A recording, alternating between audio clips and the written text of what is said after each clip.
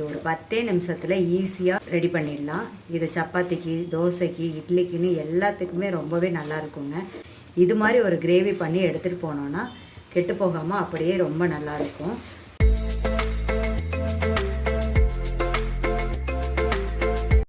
Hi friends, இன்றைக்கி நம்ம சப்பாத்திக்கு, பூரிக்கு, இட்லிக்கு, தோசைக்குன்னு எல்லாத்துக்குமே சூட் ஆகிற மாதிரி ஒரு தக்காளி தொக்கு எப்படி பண்ணுறதுன்னு பார்த்துடலாம் வாங்க. அதுக்கு நான் அடுப்பில் ஒரு பாத்திரம் வச்சுருக்கேன்.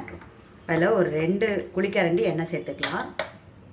எண்ணெய் சூடானது ஒரு 1/2 ஸ்பூன் சோம்பு சேர்த்துக்கலாம். அது கூடயே ஒரு 3 கிராம்பு, ஒரு கொஞ்சம் இந்த ஸ்பைசஸ் எல்லாமே கொஞ்சம் கொஞ்சம் சேர்த்துக்கலாம். ஒரு துண்டு பட்டை, ஒரு ஏலக்காய், இது எல்லாமே இதிலே சேர்த்துக்கலாம். ஒரு 2 இனுங்க கருவேப்பிலை எடுத்து வச்சுருக்கோம், அதையும் அது கூட சேர்த்துக்கலாம். ஒரு 4 பல்லு பூண்டு எடுத்து தட்டி வச்சுருக்கோம், அதையும் இது கூட சேர்த்துக்கலாம்.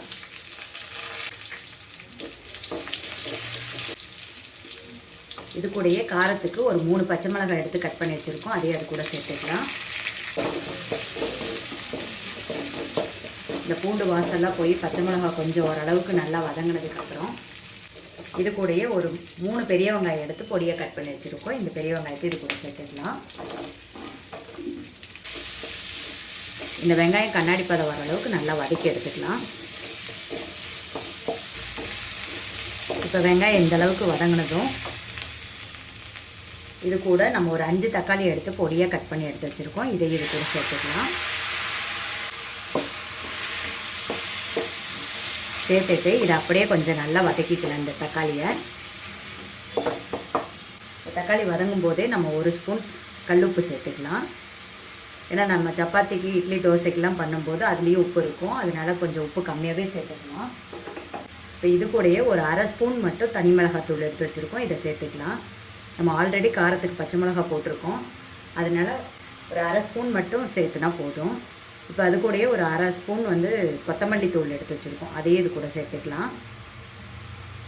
சேர்த்துட்டு இதை அப்படியே நல்லா வதக்கி விட்டுக்கலாம். இந்த தக்காளி நல்லா வெந்து கரைஞ்சி வர அளவுக்கு நல்லா வதக்கி விட்டுக்கலாம். இப்போ இது கூடயே ஒரு 1/4 ஸ்பூன் கரம் மசாலா சேர்த்துக்கலாம். சேர்த்துட்டு இதை நல்லா அப்படியே வதக்கி விட்டுக்கோங்க. ஒரு 10 நிமிஷம் இது நல்லா வதங்கி தக்காளி எல்லாம் நல்லா குழஞ்சி வெந்து எண்ணெய் பிரிஞ்சு வர அளவுக்கு வதக்கி விட்டுட்டு அதுக்கப்புறமா பார்க்கலாம்.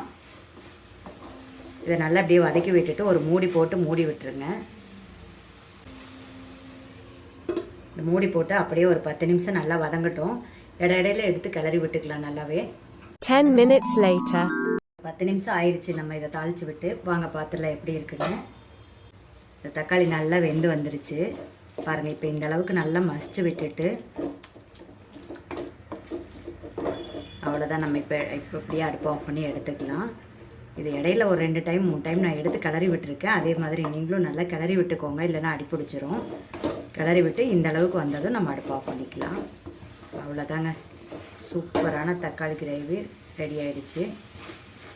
இது ஒரு 10 நிமிஷத்தில் ஈஸியாக ரெடி பண்ணிடலாம். இது சப்பாத்திக்கு, தோசைக்கு, இட்லிக்குன்னு எல்லாத்துக்குமே ரொம்பவே நல்லா இருக்குங்க. நம்ம பார்சல்லாம் வெளியில் எங்கேயாவது எடுத்துகிட்டு போகணும் அப்படின்னாலும், ட்ரெயினில் போகும்போது, பஸ்ஸில் போகும்போது எடுத்துகிட்டு போகணுன்னாலும் இது மாதிரி ஒரு கிரேவி பண்ணி எடுத்துகிட்டு போனோன்னா கெட்டு போகாமல் அப்படியே ரொம்ப நல்லாயிருக்கும். நீங்களும் ட்ரை பண்ணி பாருங்கள். ட்ரை பண்ணி பார்த்துட்டு எப்படி இருக்குன்னு கமெண்ட்ஸில் சொல்லுங்கள். இந்த வீடியோ உங்களுக்கு பிடிச்சிருந்துச்சுன்னா லைக் பண்ணுங்கள், ஷேர் பண்ணுங்கள். தேங்க்ஸ் ஃபார் வாட்சிங்.